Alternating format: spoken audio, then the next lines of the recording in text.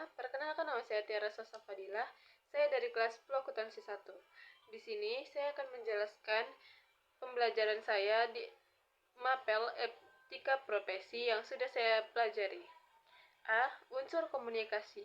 Komunikasi adalah proses penyampaian informasi, pesan, gagasan, atau pengertian dengan menggunakan lambang yang mengandung makna tertentu, baik secara verbal maupun nonverbal, dari seorang atau kelompok kepada seseorang atau kelompok lainnya dengan tujuan mencapai saling pengertian dan kesepakatan bersama.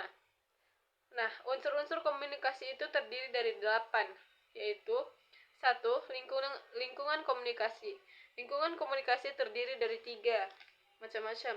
Yang pertama, fisik, yaitu tempat komunikasi berlangsung. 2.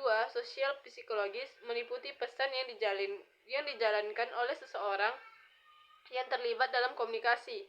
Budaya dan lingkungan sosial juga berpengaruh dalam unsur komunikasi. Yang ketiga, waktu.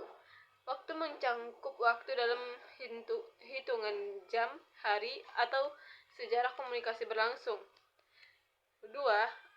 Encoding dan decoding. Dalam ilmu komunikasi, tindakan menghasilkan pesan disebut dengan encoding, sedangkan tindakan menerima pesan disebut decoding. Seorang komunikator sering disebut encoder, dan seorang komunikan disebut decoder. Yang ketiga, sumber dan penerima merupakan satu kesatuan yang tak terpisahkan. Artinya, setiap orang yang terlibat dalam komunikasi adalah sumber atau komunikator, sekaligus penerima atau komunikan. Yang keempat, kompetensi komunikasi. Kompetensi komunikasi mengacu pada kemampuan seseorang untuk berkomunikasi secara efektif, yang mencakup pengetahuan tentang peran lingkungan atau konteks dalam mengaruhi kandungan atau konteks dan bentuk pesan. 5. Umpan balik atau feedback adalah tanggapan yang diberikan oleh seseorang komunikan atau penerima pesan ketika seorang komunikator memberi atau pemberi pesan sedang menyampaikan pesannya. Ringkasnya, feedback adalah tanggapan atau respon terhadap suatu pesan. Yang keenam, gangguan. Gangguan dalam komunikasi umumnya berupa distorsi informasi atau pesan. Distorsi pesan terjadi ketika ada perbedaan antara apa yang dimaksud oleh pengirim pesan dan apa yang ditangkap atau dipahami oleh penerima pesan. Oleh karena itu, kita harus belajar mendengar dengan lebih baik dan berbicara dengan lebih jelas. 7. Saluran komunikasi, yaitu tempat berlalunya pesan dari sumber kepada penerima. 8. Pesan adalah perintah, nasihat, permintaan, amanat yang disampaikan kepada orang lain melalui media tertentu. 2.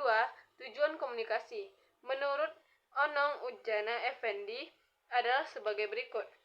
A. Perubahan sikap. Sikap komunikan dapat berubah setelah terjadi suatu proses komunikasi. B. Perubahan pendapat. Perubahan pendapat dapat terjadi dalam suatu komunikasi yang tengah dan sudah berlangsung. C. Perubahan perilaku.